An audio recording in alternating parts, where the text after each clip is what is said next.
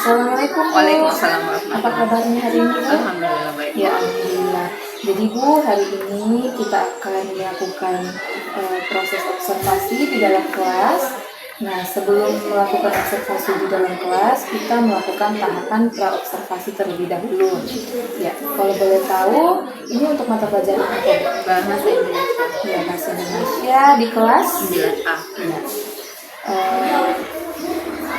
Kalau boleh tahu tujuan pembelajaran hari ini apa Bu? Materi sudah masuk pada pembelajaran bagaimana siswa mampu menemukan atau mengidentifikasi kebahasaan dalam teks cerpen. Oke, jadi tujuan pembelajarannya siswa mampu menemukan dan mengidentifikasi kebahasaan dalam teks cerpen. Kemudian, apakah ada area pengembangan yang hendak dicapai? Ya, setelah belajar nanti siswa itu mampu untuk membuat kalimat deskriptif dan ekspresif untuk dilanjutkan membuat cerpen dalam penulisan cerpen. Ya, jadi itu adalah area pengembangannya ya Bu. Ya, selanjutnya strategi apa yang Ibu persiapkan untuk mencapai area pengembangan tersebut? Pertama, dalam proses pembelajaran kita mulai dengan bagaimana kita tampilkan dalam siswa itu teks cerpennya. Kemudian siswa membaca beberapa menit, misalnya 10 menit, dilanjutkan dia mendiskusikan apa yang sudah dibaca. Selanjutnya dia mampu untuk menemukan kalimat deskriptif dan ekspresif yang terdapat dalam teks cerpen. Ya, baik. Itu strateginya ya Bu ya. Jadi sedikit pertanyaan lagi, apa di dalam proses pembelajaran ini siswa dikelompokkan atau secara individu? Dikelompokkan. Kemudian pada saat dia mampu untuk menuliskannya nanti, setelah itu dia menemukan sendiri deskripsinya, dia mampu membuat contoh secara mandiri. Ya, baik Bu. Terima kasih. Sekian untuk sesi praobservasi kita. Sampai ketemu di dalam kelas. Terima kasih Bu. Terima kasih. Assalamualaikum warahmatullahi wabarakatuh. Teks cerpen. Perhatikan halaman 86 di situ ada unsur kebahasaannya yang kita pelajari kemarin kan sudah struktur ya, sudah struktur dari teks cerpen. Strukturnya sekarang yang kita pelajari adalah unsur kebahasaan. Apa saja? Lihat di halaman 86, perhatikan fokus semua. Masing-masing kelompok 1, 2, 3, 4, 5, fokus ya. Ada yang pertama bagaimana kita mengidentifikasi dari kalimat deskripsi. Lanjut kalimat ekspresif. Selanjutnya adalah apa lagi? Kalimat yang mengandung atau berupa majas. Ya. Lihat halaman 86 pada teks yang pertama, siapa yang bisa bacakan? Teks pertamanya di situ penggambaran ada penggambaran latar yang kalau dalam kalimat deskriptif apa saja. Yang pertama, deskriptifnya digambarkan berupa latar kemudian tokoh. Bagaimana kalimat-kalimat yang deskriptif itu? Yang lihat contohku pada halaman 86. Bacakan Akrim. Gambaran latarnya. Istri sudah 4 tahun masuk ke kampungku dan sudah banyak yang dilakukannya. Kampung seperti mendapatkan injeksi tenaga baru yang membuatnya melihat penuh gairah. Listrik memberi kampung cahaya, musik, es sampai api dan angin. Di kampungku, listrik juga membunuh bulan di langit. Bulan tidak lagi menarik hati anak-anak. Bulan tidak lagi mampu membuat bayangan-bayangan pepohonan. Tapi kampung tidak merasa kehilangan hujan. Juga tidak merasa kehilangan 3 laki-laki yang bersemangat listrik hingga mati. Sebuah tiang lampu tertancap di depan rumahku, seperti semasa teman-teman sesama tiang listrik yang membawa perubahan pada rumah yang terdekat. Demikian halnya beton langsung yang menyangga kabel-kabel di depan rumahku itu. Bedanya yang dibawa ke rumahku adalah celoteh-celoteh sengit 2 tetangga di belakang rumahku. Oke, perhatikan pada teks yang pertama tadi sudah dibacakan bagaimana penggambaran latar. Adakah yang bisa menemukan latar apa yang terdapat dalam teks tersebut? Silakan, kelompok berapa? Silakan. Kelompok 3. Ya, berdiri. Di kampung. Pada teksnya tunjukkan teksnya.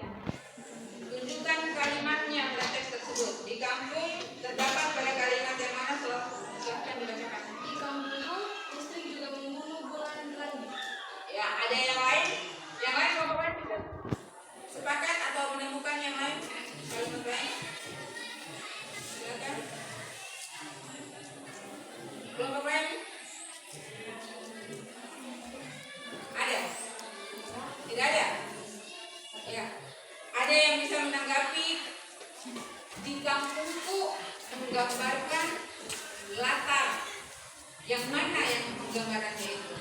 Coba bacakan kembali dari siapa? Di kampungku.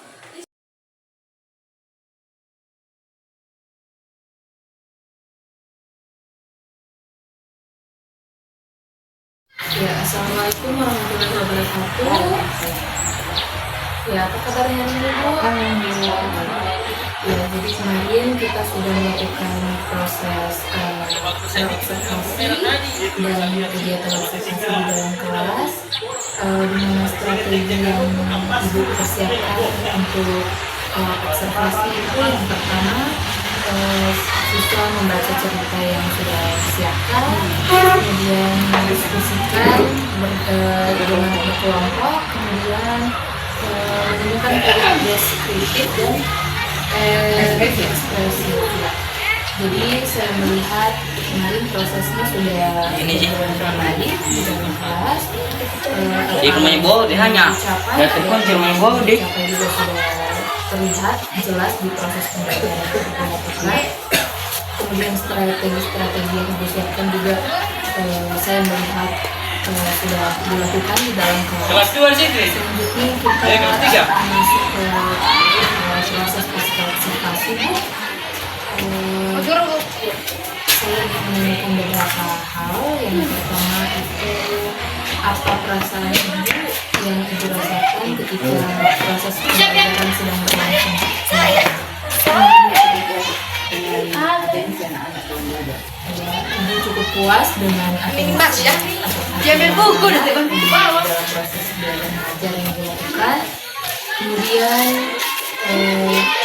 untuk keberhasilan proses pembelajaran yang sudah dilakukan, kita diberi rentang nilai dari 1 sampai 10, kira-kira keberhasilannya sudah di angka berapa Bu?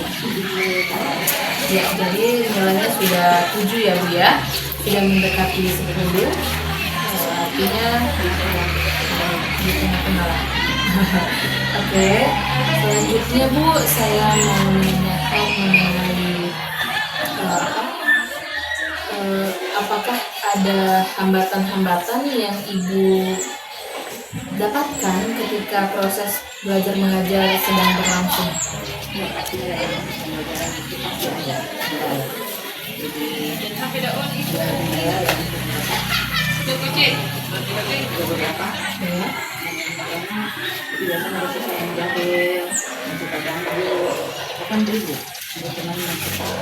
Kemudian yang berikutnya itu ada lagi, biasanya ada beberapa siswa yang kurang fokus. Kemudian kita sudah terlalu aktif dalam belajar. Yang ketiga itu karena pengaruh gaya belajar yang berbeda-beda, dan dia pasti ada misteri atau berbeda hasilnya. Ya, jadi ada 3 hambatan yang Ibu dapatkan ketika proses pembelajaran sedang berlangsung. Yang pertama itu ada beberapa siswa yang kurang fokus, yang kedua ada beberapa siswa juga yang jahil, mengganggu temannya mungkin. Kemudian yang ketiga ada permasalahan gaya belajar yang berbeda-beda di setiap siswa. Ya, dari ketiga hambatan tersebut, bagaimana cara Ibu menangani hambatan tersebut agar tidak terjadi lagi di proses pembelajaran berikutnya? Kita diagnosis dulu dari 1 sampai 1 ini.